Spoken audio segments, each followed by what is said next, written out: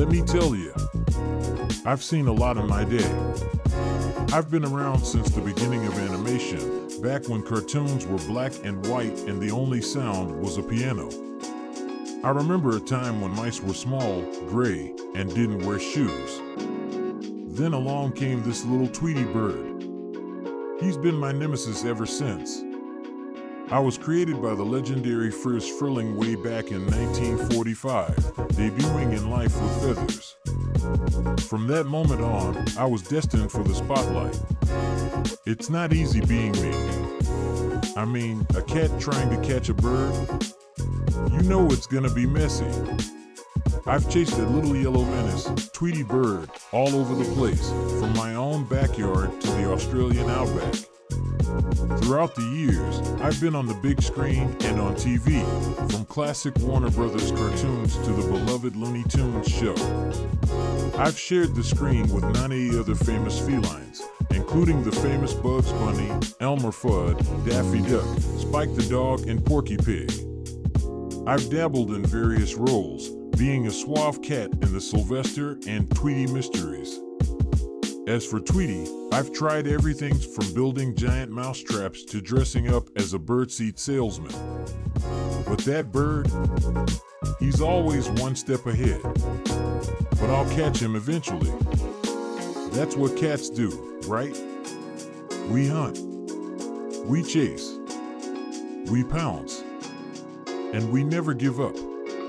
But I have had my share of wins. One time, I almost caught him.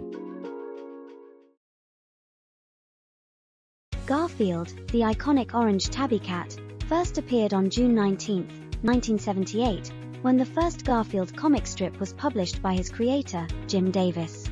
Born in the kitchen of Mama Leonie's Italian restaurant, where Garfield developed his lifelong love for lasagna, a passion that would define his character because his big appetite became a problem, the restaurant owner faced the problem of either giving Garfield away or closing the business. The solution came in the form of John Arbuckle, a kind and good man, who adopted Garfield on August 19, 1978. John also had a dog named Odie, who became Garfield's unwitting companion in countless misadventures. Garfield's quick rise to fame was almost immediate. In 1980, Garfield at Large, the first collection of the comic strips, became a #1 bestseller on the New York Times list. The success didn't stop there. Over the years, Garfield starred in numerous books, TV specials, and a Saturday morning cartoon series that started in 1988. By 2002, Garfield was recognized by the Guinness World Records as the most widely syndicated comic strip in the world, and he still holds that title today. One of the reasons for Garfield's long-term popularity is his personality, a crazy mix of laziness, sarcasm, and cynicism. He is more than just a cat. He's a cultural icon, representing anyone who's ever felt the weight of a long work week, especially when it begins on a Monday. Garfield often finds himself mixed up in funny misadventures with his owner and his overly enthusiastic canine companion, Odie. Despite his grumpy exterior, Garfield possesses a sharp wit and a cynical outlook on life. His love for napping is unmatched, and Garfield's hatred of Mondays is perhaps one of his most famous traits.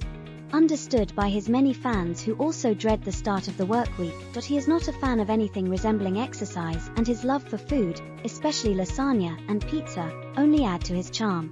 While Garfield's interactions with John and Odie from the heart of the series, he also frequently finds himself in comedic conflicts with other characters, most notably Nermal, the world's cutest kitten, whom Garfield endlessly mocks. Over the years, Garfield's adventures have taken him into various funny situations, like getting stuck in roll-up shades to sparring with mice, and even getting locked in animal shelters. His cynical commentary on life, combined with his love for naps and dislike of anything that might require effort, make him a character that many can enjoy. In addition to the comic strips, Garfield has been featured in a wide range of merchandise, with his image appearing on everything from t-shirts to coffee mugs. His fame has expanded beyond print, with animated TV specials, movies, and video games bringing his humor to new audiences. Garfield's comic strips have been translated into over 40 languages, giving him global popularity. Through the years, Garfield has remained a symbol of the simple pleasure. classic cartoon character.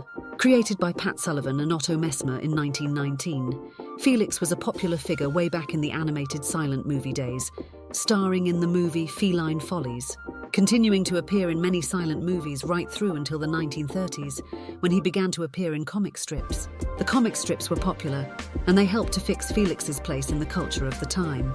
Unfortunately, his popularity began to decline in the 1950s as television. But in the 1960s, Felix made a comeback with a new series of animated shorts. Despite the decline in his popularity, Felix never completely disappeared. He was one of the first cartoon characters licensed to have his own merchandise, which was very popular and highly sought after, and can still be found today.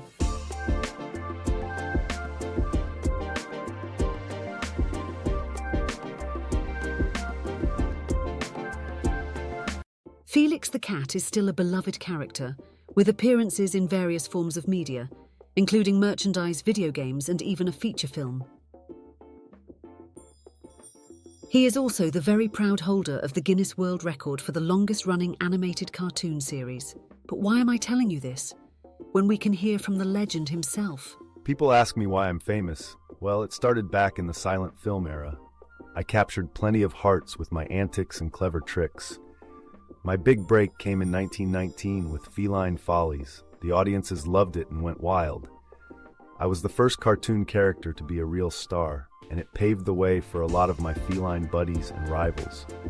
I've had many unforgettable moments, especially my adventures in Felix the Cat, where I'd pull magical items from my bag of tricks. You will still see me around nowadays, appearing on social media and in merchandise. I love to see how my legacy continues to inspire new generations. I guess you could say I'm just a timeless cat, still living life to the fullest.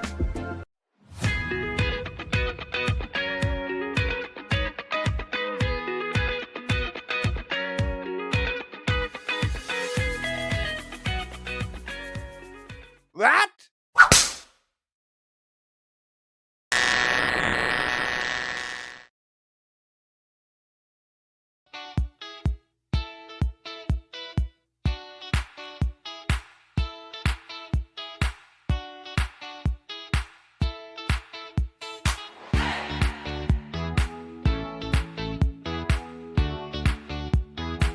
Created way back in the 1950s, the author Dr. Seuss wanted a way to make reading fun for children, so the idea of this fun feline came to life, and the Cat in the Hat was born.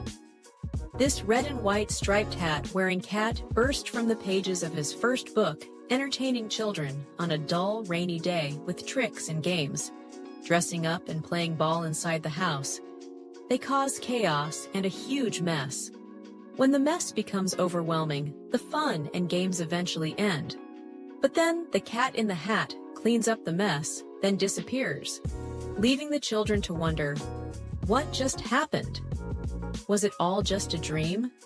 This story quickly became popular with young readers, and soon that Cat in that Hat was a household name. He became the mascot for Dr. Seuss's line of beginner books, which were all about encouraging young readers while having fun.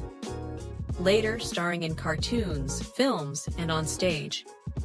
He continues to inspire children and adults alike, playing a major role in educational programs, promoting literacy and the joy of reading.